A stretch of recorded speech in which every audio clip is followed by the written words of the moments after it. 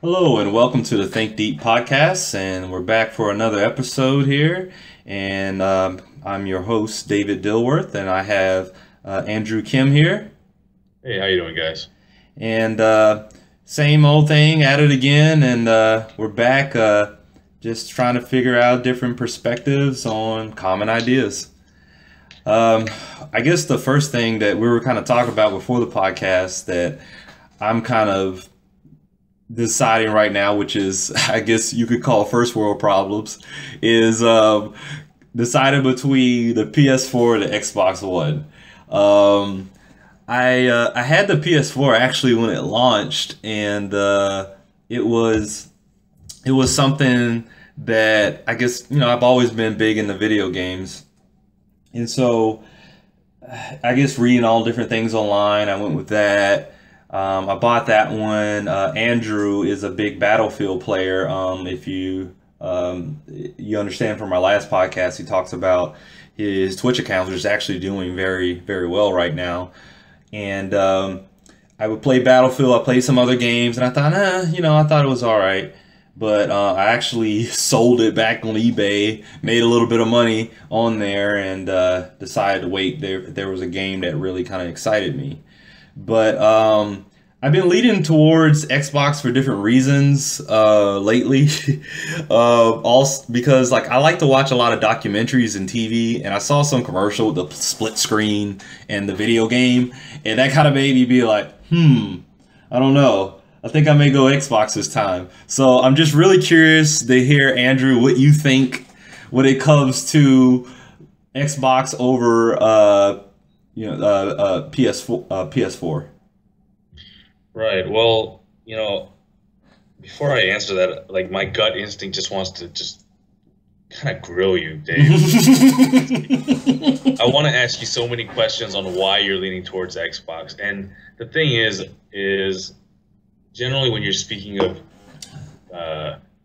geek culture or nerd culture, whatever you want to call it, the Sure. term fanboy comes out a lot. And so, some people might try to label me as a fanboy for this or that. And the thing is, I don't always say that what I choose is the best. My choices aren't always the best because the term best is relative. It's relative to who you are or who the person in question is as far as who's saying it. So just out of my own curiosity, not because I want to try to sway you one way or the other, but because I'm just curious as to why or what is influencing you to sway towards that direction. But I Okay. won't go there just yet. I'll go ahead and answer your question. Sure. And specifically, your question exactly is, Well, the answer is, what would you choose? what would I choose? Okay, now keep in mind, this is all from a personal basis. It's very relative to me. Just as you have different needs, all humans have different needs. Sure, we share similar needs, but, we all have different things that we think we need, and that's what makes us unique. So going from there, when you're looking at, both consoles, now me personally, I own the PlayStation 4. I've owned the PlayStation 3, which I still own, and I've owned the PlayStation 2. I've never owned any Microsoft gaming console from the Xbox original to the Xbox 360 to now the Xbox One.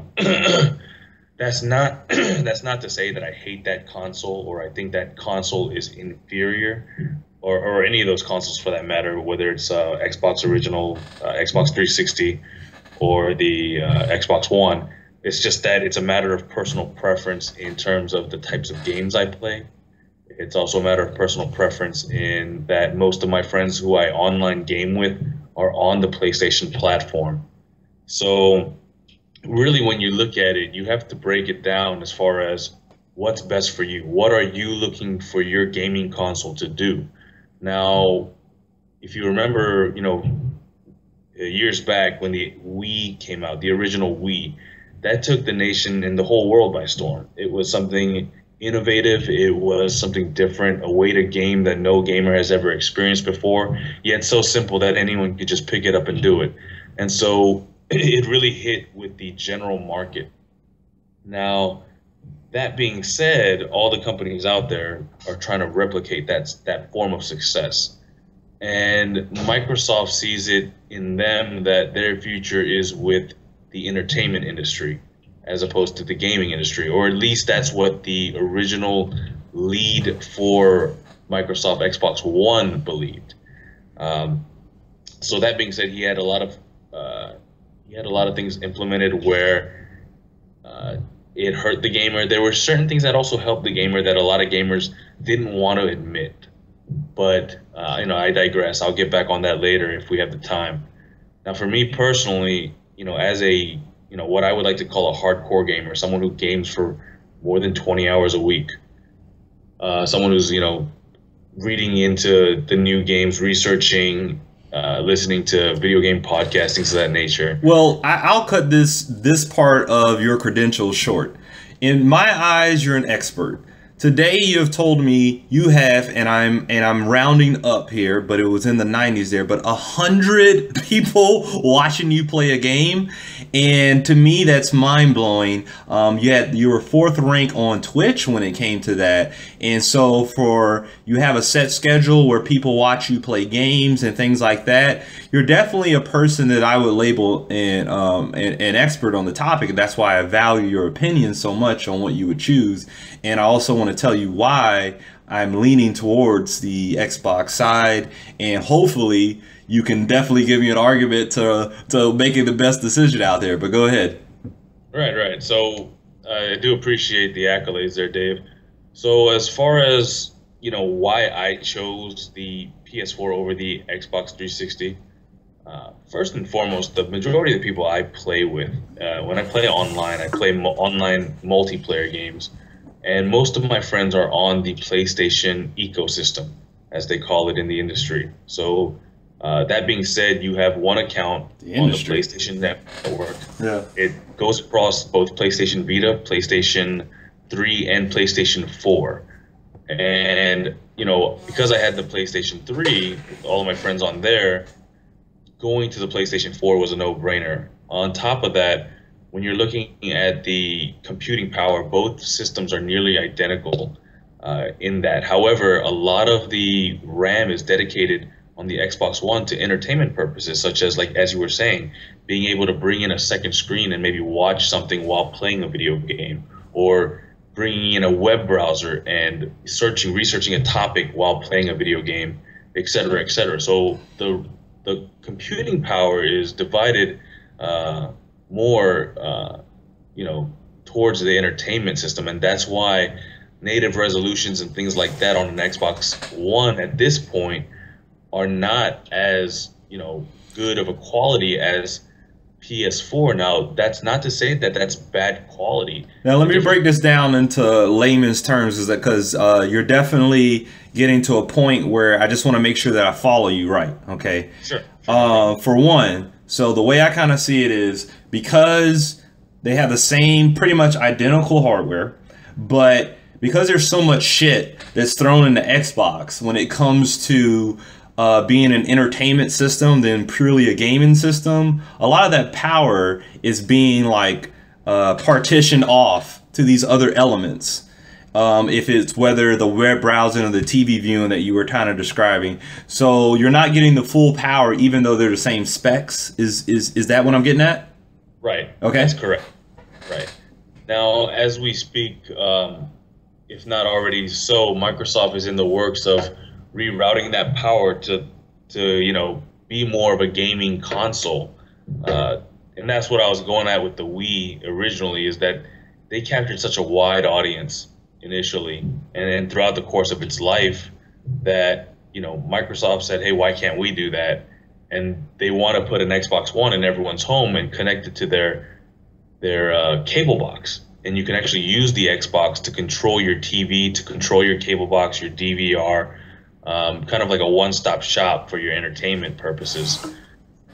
And that was Microsoft's vision. However, at $500, it's quite an investment to someone who's not familiar with that type of device. And I think that's what really hurt them. Whereas Sony, when they came out with marketing, they knew Microsoft's plan, and they and their vision was different.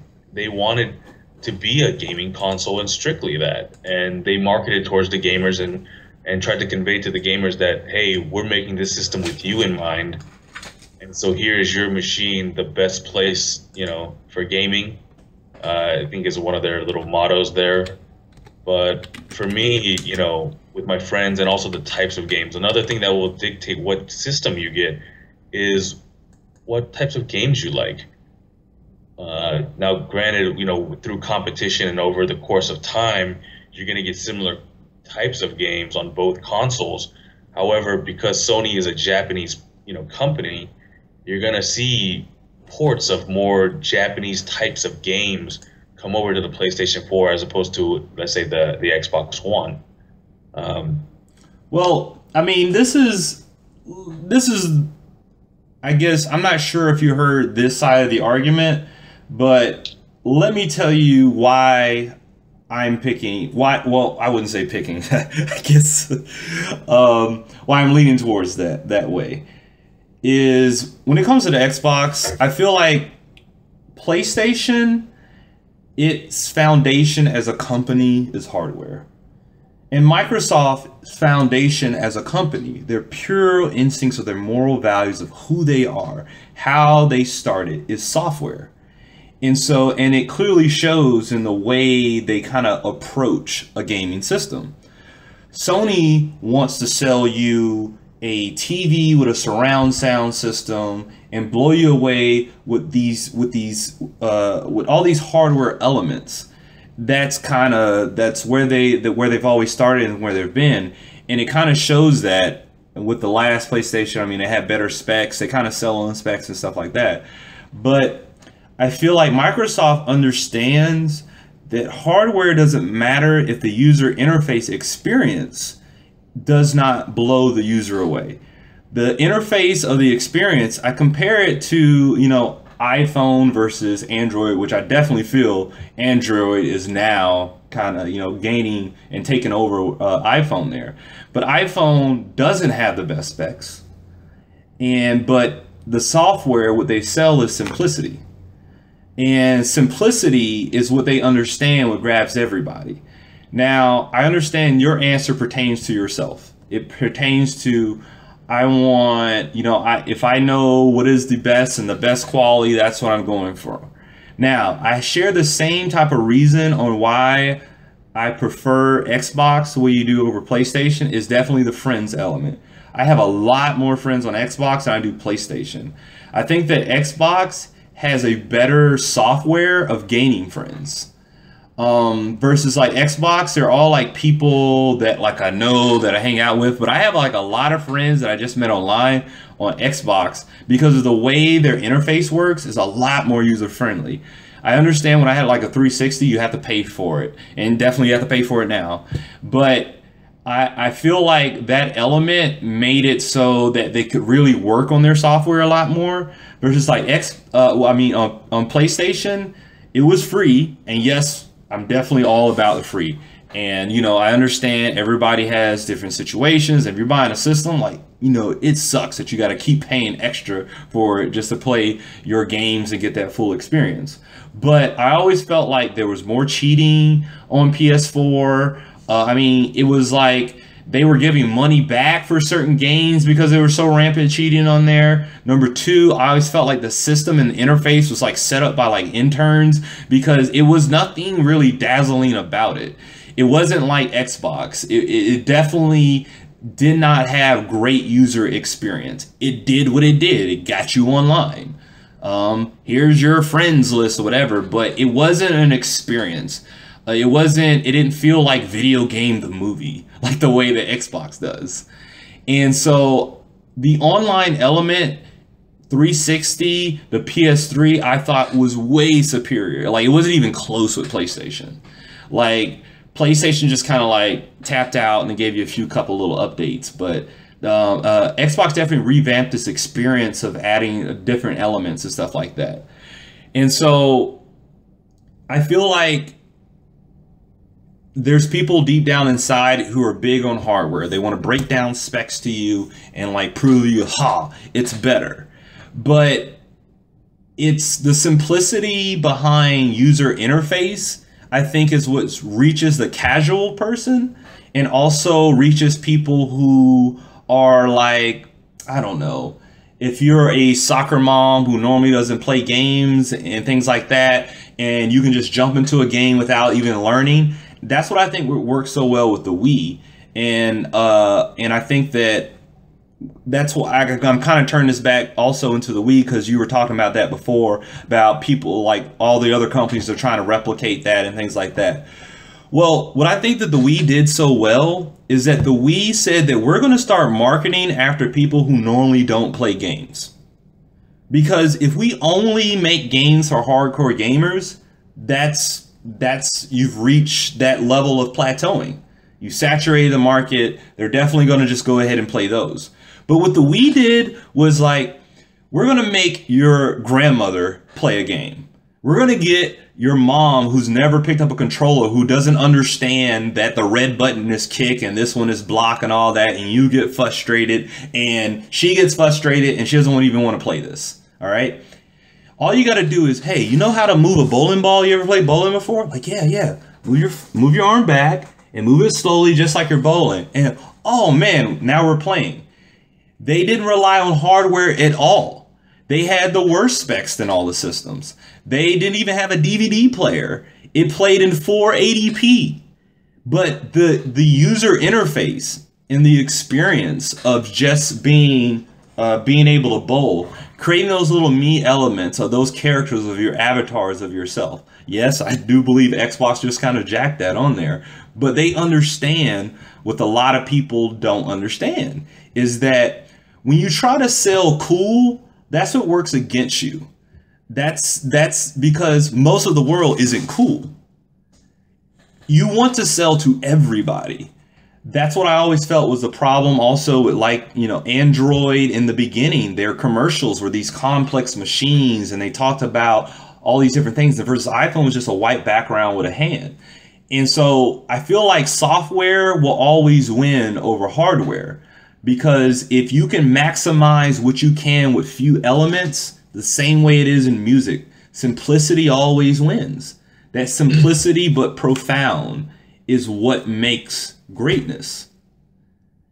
But go ahead. Well, so going by what you said, simplicity is what makes greatness, is what you just said, correct? Mm-hmm. So about a minute and a half ago, you just told me that PlayStation's online element is simple. It doesn't have the dazzle factor of Xbox's online system. So are you now a proponent of Sony? By your very statement a minute and a half ago? Now 2 minutes ago? That seems to be definitely an unfair statement, in my opinion, to go and say and pick that and say, now I'm for Sony. Well, keep in mind, David, you're the one who said it, not me. Well, I mean, I think you're definitely drawing to a conclusion to put it in a corner of like, well, now you're saying you're for PlayStation. No, I made a point on why I like Xbox on this. And if you're saying that it's counteracted to that, I can definitely agree to that. But I'm not saying that I like Sony because of that element. Well, what I'm saying is your statements aren't congruent. 1 minute you're saying it doesn't have that wow, razzle dazzle factor, and the next minute you're saying simplicity is what wins at the end of the day. Well, okay. Well, let me clarify by saying that I think that software wins by the end of the day. When you focus on software versus hardware, I think that software is what that the experts don't understand. Is that if you just beef things up without understanding that experience, and that is what really gets people.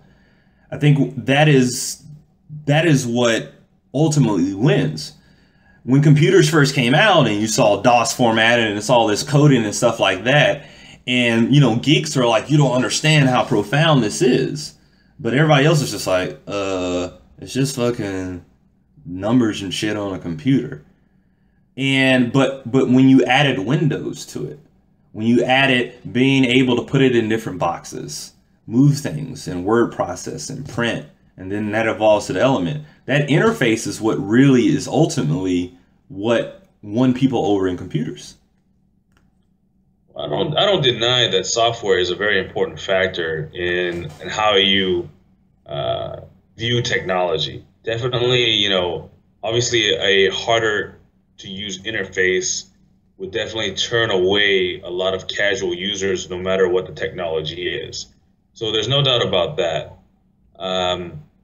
But one of the things you told me earlier, Dave, in previous podcasts, is that you appreciate passion. Maybe it's because there's just a lack of passion in general in society around us, and that's another that's a topic for another day, another time. But you say that you're easily not swayed, but you're easily convinced, if you will, if someone generally has passion behind something, right? Well, I don't think it's easy to come across passionate about things, but if someone has passion behind it, I'll definitely be down by any topic. Easily, I would say that I don't think it's easy to have passion behind carving wood, but there's some bad motherfuckers out there who can definitely speak passionately about that. And right, no doubt. And where I'm going with that is that, generally speaking, when you're looking at someone who's passionate about something, they're what I would like to consider a hardcore person of that particular topic. Whether it be someone who's passionate about snowboarding, they're a hardcore snowboarder, or if they're if they're passionate about their particular instrument, then they're a passionate guitarist, as an example. So that's the thing, is the people who have the passion are generally the hardcore users. That being said, if you market, towards a hardcore user of whatever it may be, they're the ones who are going to sell the system, not the system themselves. So, but I think that the Wii puts the hole in your argument, because the Wii had nothing to go towards hardcore. It wasn't hardcore at all. No. So you think, but Nintendo has a rich and deep history amongst gamers. You got to understand, with our generation, we grew up with that. If some of us, were just old enough to know of an Atari or a ColecoVision, but generally speaking, someone of our generation, we would have been introduced to Nintendo, or the Famicom in Japan, as it was called. And with that, that's where we grew up with Mario. Anyone our age, you could probably walk up to him and go, da da da da da da da da da da da da da da, and they'll know exactly what you're singing or humming. They'll say, "Dude, that's original Super Mario Nintendo, NES, original NES." They'll be able to tell you that, and it has a place in our hearts. And here's the thing: gamers as kids grow up, and they remember those fond memories, and they become adults. Never before our generation was there, adults who gamed. It just wasn't common. It was seen as juvenile. It was seen as immature.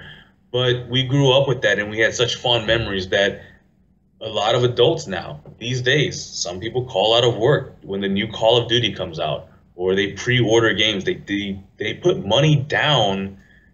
These people don't even put money down on cars that they buy.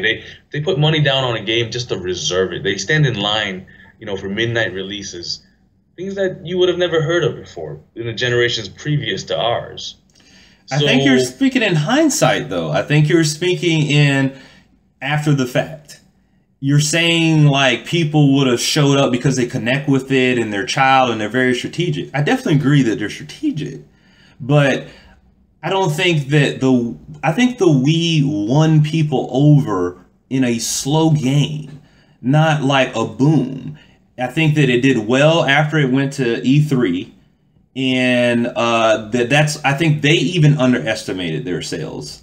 The Wii was definitely, it was hard to get, but and I think like any console, it definitely is an element of selling out.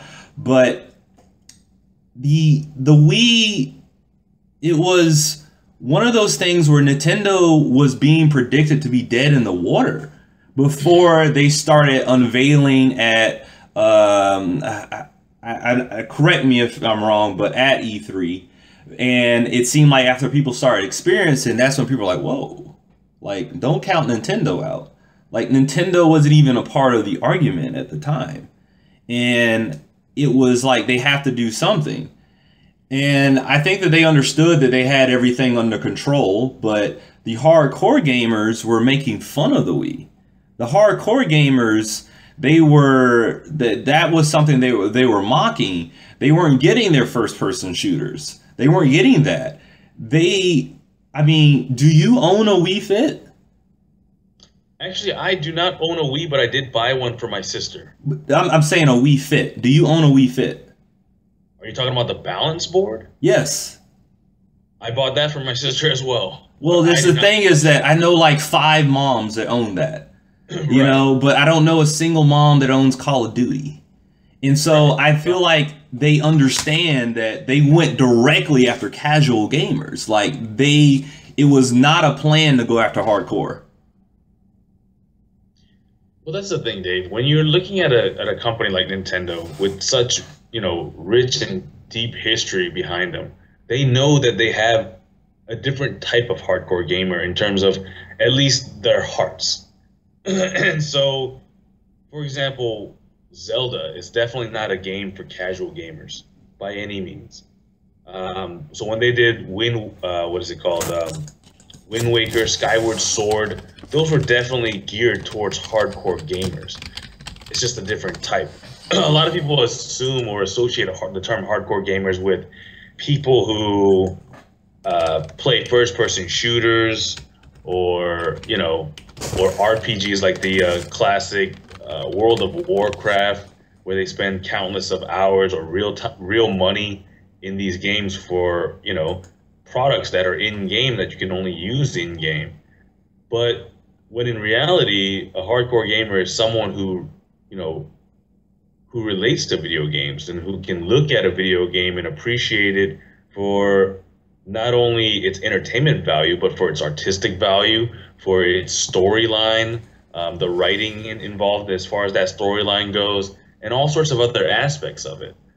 So that being said, it's, Microsoft knows that they have a particular type of hardcore gamer, or at least their hearts.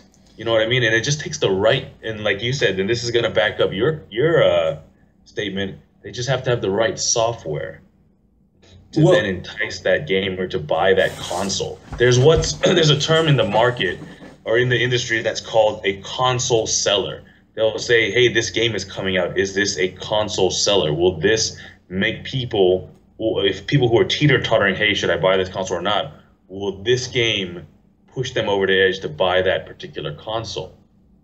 Well, if you talk about they're going after casual gamers and use the example of Zelda wasn't even in their top 10 of games sold. Like, they were all like new titles. These were people who don't ever play these games. These weren't people that had connections with these games. Their number one seller was Wii Sports at 82.54 million sold. Wii Sports Resort was next at 32.58. There was Wii Fit at 22.67 million. These games were not games that people had already had a connection with. These were very new introduced. And so there's a lot of one and done games. There's a lot of people with Wii boards in their closet who bought these things one time, that went ahead and tried it out, who didn't normally play games, and they would jump in at parties and stuff and just tap right in with the remote. Like, it's just that the casual gamer definitely didn't seem, it seemed like an after effect of it. It attracted people who didn't play games. Right, and I'm not saying that they weren't marketing towards the casual gamer. And I'm not saying that they're, I never said that they were trying to go for the hardcore gamer. What I'm saying is that Nintendo knows they have the hearts of hardcore gamers. They just need to have the right software. So that's not something that they were actively pursuing. You know what I mean? Like you just showed me on the stats, Zelda wasn't in the top, where they were what, number 10 or something, or They weren't. No, Zelda wasn't in the top 10. Let's see here. Probably not even in the top 25.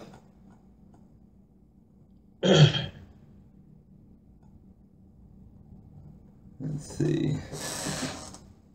well, where I'm going with that is that they still have captivated the hearts of hardcore gamers. So almost as if they knew they didn't need to do anything, they decided to not market towards the hardcore gamer because they knew that as long as the right software was there, the hardcore gamers were going to purchase their consoles. And Zelda was definitely a console pusher. Xenoblades, that's another series. That's a very good series. I mean, even to this day, it's such a rare game that if you were to find one, you could find it'd be like $80 on eBay. It's something exorbitant, like just ridiculous like that. It's more expensive to buy it now than it was on the day of release. That just shows you how passionate gamers are about their games. Yeah. And also keep in mind with the numbers there, it is a little misconstrued just because that Wii Resorts was packaged in, or I'm sorry, Wii Sports was packaged in every console of the Wii. Well, just to give you a comparison, I mean, Legend of Zelda was 3.52 million, and let's say if we just go to 5th place, we're looking at 2.82 million with Wii Play, and then Wii Fit at 22.67, Wii Fit Plus at 21. I mean, it's a big jump. I mean, Legend of Zelda was 3.5. Right, again, because it was bundled with each console.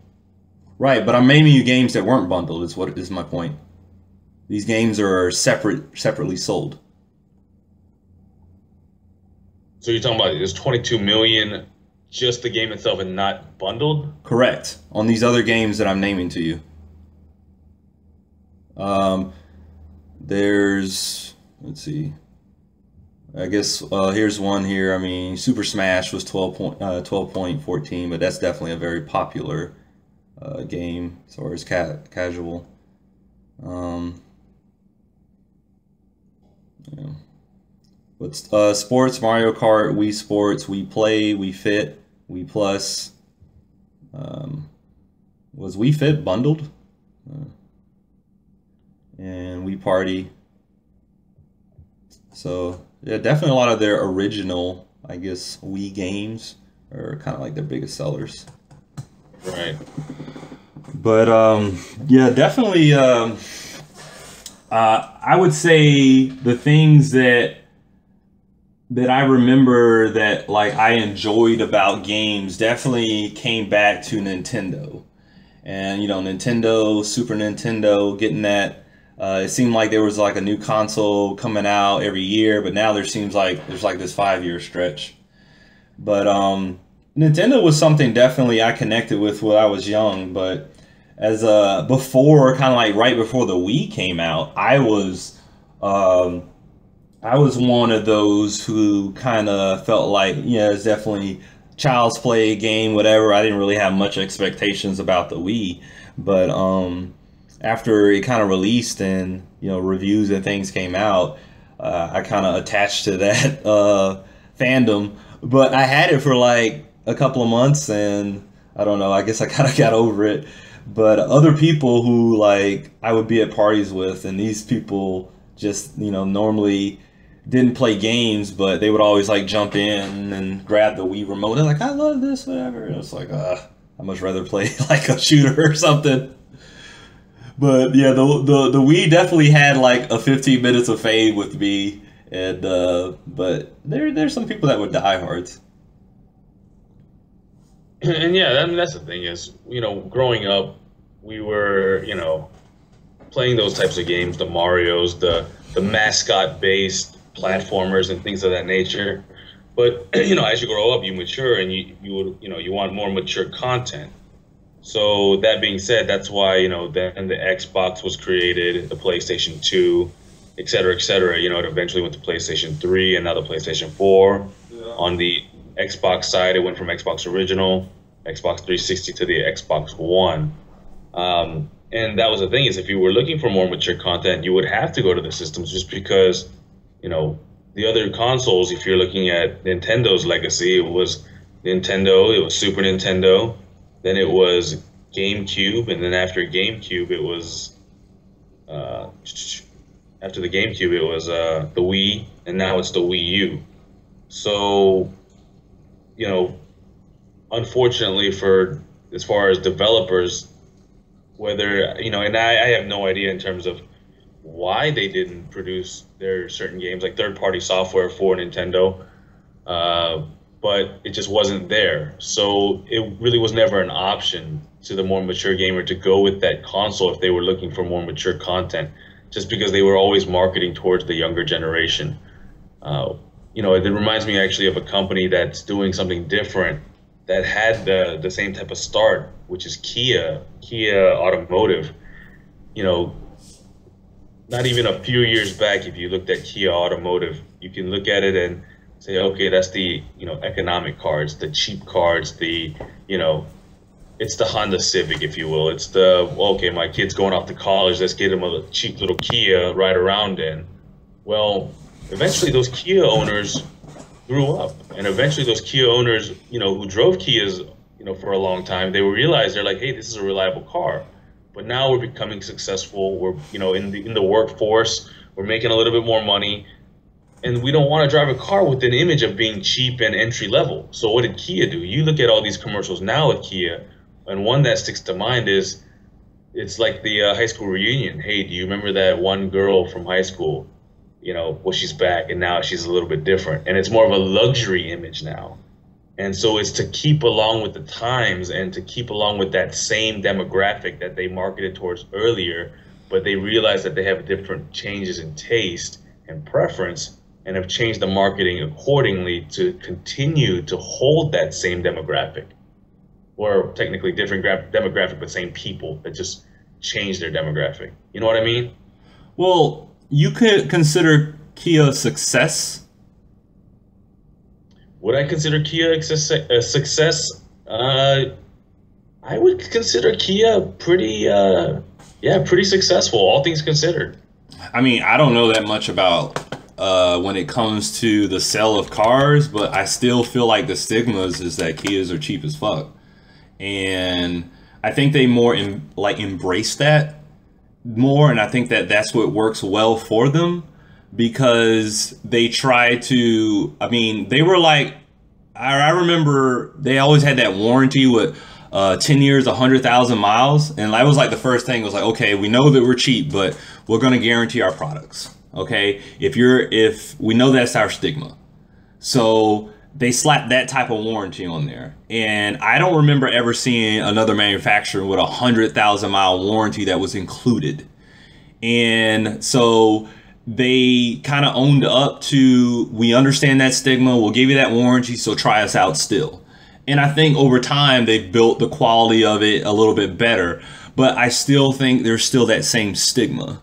That, because I remember when Lexus kind of came out, and like Lexus is like known as elite, but Kia hasn't done that. Have you been to a Kia dealership lately? Have you ever sat in the newer Kias? Absolutely not. I haven't. Right. You would probably change your tone, maybe not drastically, but definitely a little bit if you saw the new Kias that are out today. Well, I don't disagree that they're good quality cars. I don't at all. But I feel like perception is reality. And the perception still is, in my opinion, that, and based on people that I talk to, that, Kias are still known as the cheaper brand. But you're making a perception off of something you have not seen. No, I'm saying that the general public, I'm assuming what the perception is of the general public on there.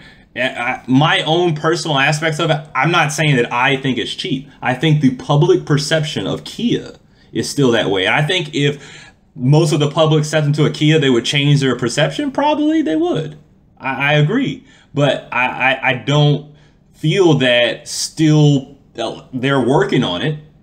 But I don't think they're there yet. They haven't reached the status of this. If you get a Kia, you're getting an awesome quality car. They're still trying. And they may get down that road. But I'm not saying that I think that it's cheap or anything like that. I just think that the public perception is still that. And they're still working on changing that perception. Well, I mean, and I can't speak for the general public because, I haven't talked to everybody out there, but I know as someone who, I would like to consider that I am a car enthusiast, maybe not at the levels of, people who use that term, all the time. However, I'm not your average Joe Blow when it comes to, automotive knowledge. And so that being the case, I have to say that even their commercials turned my head and got me to a Kia dealership when I was looking at a new car just to see what it was all about. And I sat in it, and I have to say I was actually rather impressed. And in my opinion, I think that for me, anyways, they've definitely shaken off that image of, you know, entry level, pizza delivery guy, I need a car type of deal. Don't get me wrong, they still have those types of models, but I think they've just expanded in terms of to a different demographic. The same people who they were once targeting have now grown up and have now become, more successful with more money and would like to own a car with also a similar image. I think they've done well to keep on pace with those individuals. And if those individuals were like, hey, my Kia was reliable, let me just go back and see what they got, and they saw that car, it wouldn't surprise me to see if those people then continued purchasing Kias of the higher quality. I feel like if I'm in a bar and a girl asks me what I drive, I think that I'm going to get a very positive reaction if there's a Mercedes. Granted, the personality of the girl, of what you're trying to attract, okay, that's another thing to question. But when you say a Kia versus a Mercedes, of course, I'm going extreme if I say Ferrari, but if you say a Lexus or even an Infiniti, I think all of those are more attractive in whatever, or with the woman at the bar, or in general terms right now when it comes to cars of the casual person, not the hardcore. That is what attracts them. Is still like Kia still hasn't achieved that level yet. They have the good product. They're working on having a good product, but the public perception of that, and I think that if that were true, like their cars would be higher priced now, things like that, because of that demand, and they weren't able to get that quality, but they still try to maximize, with keeping that same value. And it's I definitely think Kia's headed in the right direction, but I don't think they're there yet. And I agree with you, Dave, in terms of you got to keep in mind with the other manufacturers that you just named, they have such a long, deep pedigree, if you will, in terms of, for excellence, for prestige, et cetera, for, separating themselves from just any average vehicle.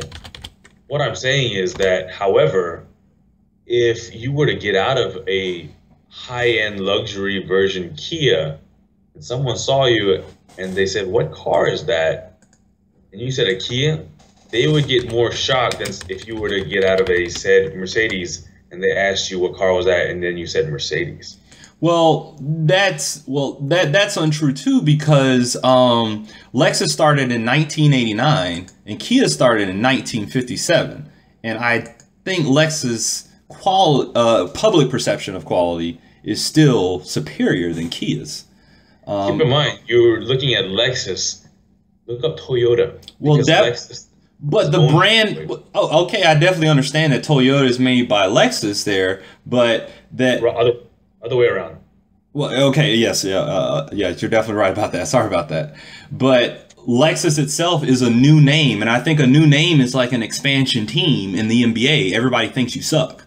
No one's heard of you, but okay, we understand that you're made by something. We understand that you're from, a different city, because that happens sometimes. Like, we understand you're from LA, but you're over here. The kind of expectation is still you got to show your worth out there, your brand. They didn't sell I am the superiority of Toyota. They sold Lexus, and I think people found out that they were made by Toyota. And Kia was a brand that had a long time to also establish itself, but it's still not there yet. I think that Alexis did that in a very fast pace, and I don't think the Toyota name helped them or hurt them. Well, in terms of the Lexus deal, that's because they entered the market as that. They entered the market as a luxury vehicle, as opposed to Kia, which the entire company entered as, your low-end bargain vehicle, and now it's trying to change its image. Yeah. Well, that's probably it. Maybe because they started out being a bargain vehicle, that's why it's so hard to change that perception. Oh, absolutely. I mean, that has a lot to do with it.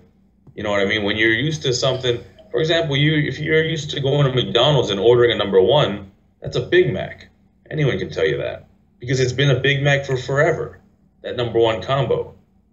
But, if you were to change that, that would throw everyone for a loop, and people would still continue saying, hey, let me get a number one, expecting a Big Mac, even though it's changed. Okay. I mean, you're making me want to go ahead and visit a Kia dealership. I recently visited a Toyota one to check out the FRS. But right. I remember you telling me about that. Yeah. Because I like my cars to look like superhero cars. Like, I don't know. Like, if it's sedanish looking, whatever, like, it's nice. Like, I think the GTO is a badass car. Like, I know the specs behind it. I know it's fast as fuck, shit like that. But it just looks like, it's not. It doesn't look like a superhero car to me. It looks like, a dad that wants to go really fast or something like that.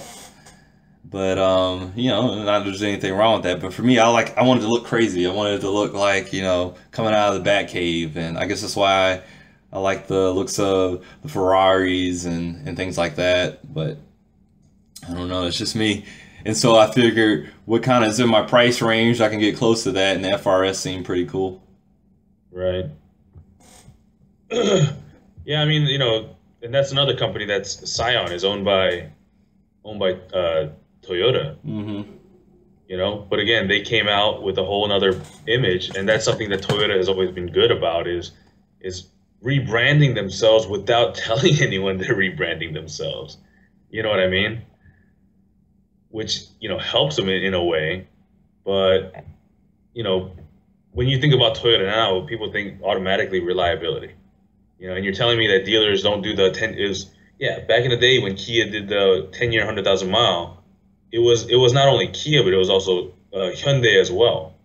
And when you started to see an influx of people who were purchasing these cars, granted it was also due to economic strain and things of that nature, gas prices, et cetera, other manufacturers, they were forced to do that as well just to keep up with them. So if you look at it, Toyota has it, Hyundai has it, Kia has it. I want to say even some domestic cars have it as well. Well, I think Hyundai had the same perception as Kia had. And I think that Hyundai learned from Kia to do that. I don't remember any other manufacturers that did it besides those two. But Hyundai, I think it also has that same stigma that Kia is still dealing with, of the lesser quality. I don't know. I mean, I wouldn't necessarily look at it that way. I mean, you have a lot of people who out there who drive Hyundais, and I don't think that they believe that they drive any of a lesser vehicle. I don't think anybody who drives their own vehicle, unless it's like a piece of shit, like thinks that their car sucks. I mean, you bought it. I don't expect you to say that much bad about it. But I'm kind of weighing it on, like, if you're a dude out there and you're trying to impress some woman, I think that the choice Hyundai and a Kia is not the thing that's the most impressive. I would think it would matter. It would depend on how you presented it. That is stretching. I think that I think if we have people out there listening, follow our Twitter and definitely tell us what you think about Hondas and Kias out there. I'm definitely curious to hear what the public perception is. I think that I would like to think that I kind of understand public perception, but all I can do is ask. So we're at ThinkDeep Podcast with 1P. Please comment on Kia and Hyundai, and if what you think about them, if they're cool or not. But we definitely like to hear from our viewers. Absolutely, and I would like to stress that if you're going to look into that, watch either YouTube videos of Hyundai Genesis, or Kia Cadenzas. I think the Genesis is a badass car. Absolutely, yeah. It's for what it is, anyways. Yeah. I would agree that it's a pretty decent car there. And it's got some aesthetic value as well. You're going to turn some heads if people haven't seen it before. So give those a look. Let us know what you think. I told my friend Jason about that. I told him about the FRS. And he texted me later on that night, look up the Hyundai Genesis. And I did. And I thought it was a cool looking car and stuff like that. But I don't know. I think that some other ones that I looked at, it didn't seem as elaborate. I'm not like a big fan of like fastbacks, whatever. I like a little bit of spoiler to it, but I guess it's your preference. But I know that it's a badass car. You know it's a badass car. But I don't think most of the world knows it's a badass car. Most of the people in the US know it's a badass car. I think the enthusiasts definitely know. Right.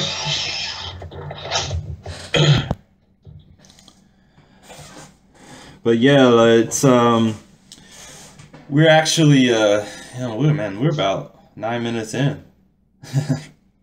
And 9 minutes till the end.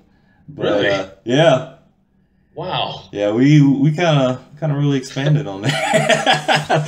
For all the viewers out there, we had certain topics there, but we got to talking about all our different ideas that we thought about Xboxes and cars, and we kind of went off there on a tangent. But, all right. Well, Dave, if you want, since we have 9 minutes, I say what we can do is we can start a topic and then leave it up for open discussion, and then we can then elaborate on it, and then you can finish us out with some shout outs to people and then our Twitter pages, and then call it a day, huh? Yeah. Well, I think that we kind of touched on this a little bit, but I don't think we actually named the games. What are your favorite games? Well, if you're going to talk about all time, because when it comes to games, I have a favorite within each console. I have a favorite Super Nintendo game. I have a favorite Nintendo game, favorite GameCube game, favorite Sega Genesis game, etc., etc. The list goes on and on. Yeah. But if you were to ask me what is my favorite game of all time, it would have to be Contra for the original Nintendo. Okay. That would be the music. Is a nostalgic. If I hear it, I know exactly what level you're playing. The code. Now back in the day, video games, the software developers would actually, put in codes, cheat codes that you could input, and it would give you a boost in certain things. But this code became so famous and so world-renowned. It's called the Capcom code, and I'm sorry, it's the Konami code. It's up, up, down, down, left, right, BA, start, and it gives you 20 lives on Contra, and that is it's very prevalent throughout the internet and gaming culture. You ask a serious gamer, name a cheat code. That's a cheat code that they're going to be able to name off the top of their head, more times than none. So Contra by far is my favorite game of all time. However, what I'm playing the most regularly these days is Battlefield 4. I wouldn't quite call it my favorite, but I don't have very many options when it comes to games on the PS4 just yet in terms of the big AAA titles. There's tons of indie games and things of that nature, but nothing that's really just grabbed my attention right now. Well, I wish that I've heard of Contra. And I'm not sure if do you get that reaction a lot? Have a lot of people have heard of that, or is it just? Oh yeah. Well, within the gaming community, yes. Within the gaming community, yes. Okay. Sure. All right. Yeah, I guess I'm not a part of that community, but I would love to be a part of that community. I enjoy games. Yeah, it's not a hard community to be involved with. Yeah. You know, and that's the thing is gamers, they walk it in so many different was it ways of life. They come from all different aspects of life. You know, they could be a regional manager for Verizon, be a gamer. You would never expect it. They could be a pastor. They could be, of course, the typical 14-year-old kid, or they could be, that a model. All sorts of people game, and so it's a really bigger community than most people think. Well, when it comes to games, the way I determine what a good game is if I have the feeling of loss of time. If I play a game and I'm thinking, oh shit, it's 4 o'clock in the morning and I got to go to work, and I open, like, that's a good game. And so I'm always searching for that to determine what's a good game. So when I say kind of my favorite games, because I can't really point it on one. It's like, I don't know, who's your favorite guitarist or anything. There's like, everybody has different styles and different things like that. So I'm a big fan of like the Metal Gear series. I really enjoy that. What's another one? Let's see. There's big fan of original Duck Hunt. Yeah, that was a lot of good memories. There.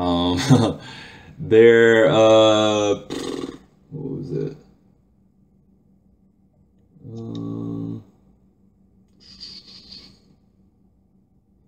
I guess it's weird because I really like the Grand Theft Auto series. I think maybe San Andreas was my best, but I never actually completed any of them.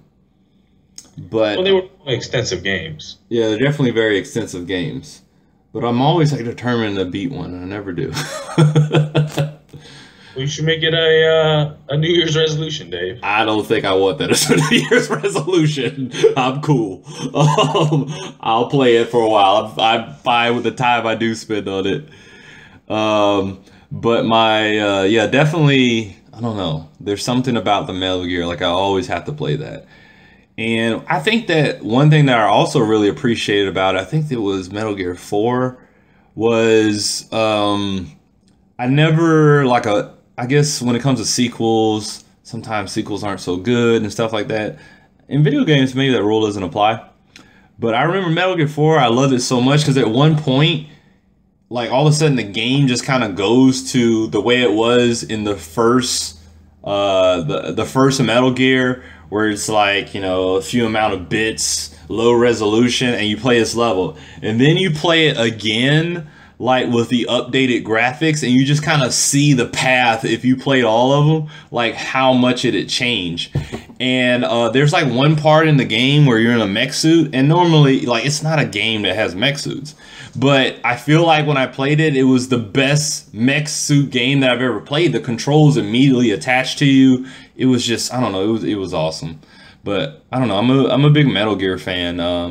I guess that I'm trying to stretch and find other games, but it's always the first thing that comes to my mind when I talk about, I guess, my favorite games. But I always get Madden every year. I'm big into sports games, but I wouldn't say it's like my favorite, but I play it the most for sure. And big NBA 2K fan. Not my favorite again, but I get it every year because I enjoy sports. And I don't know. I guess that's about it. Yeah, I mean, those are definitely good titles. As far as the Metal Gear, the director and writer and producer of that game is Hideo Kojima from Konami Studios, and he has his own development studios called Thought Sound, which is actually from the Metal Gear. No, I'm sorry, it's Kojima Studios is what it is. But they use the Fox engine, and he's such a good story writer, and that's what captivates you. There's so many different elements that come together so fluidly, and so definitely I understand your appreciation for that type of game.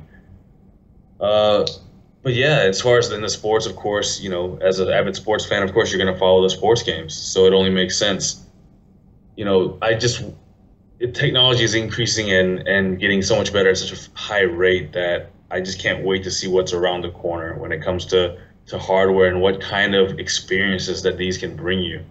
Like we were talking about last time with Project Morpheus and Oculus Rift with the virtual reality. I just can't wait. It's going to be really exciting stuff out there in the future. But yeah, Dave, if you want to take it over from here and wrap us up.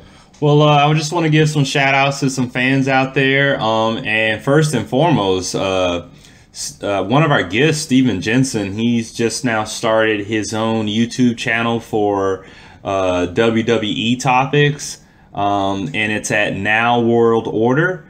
So if you look up that and subscribe there, he definitely is an expert in that field. I mean, he knows everything about wrestling.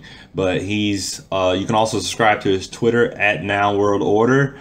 Want to give a shout out to M. Pickford, who was here last time as a guest, and some more of our Twitter followers here.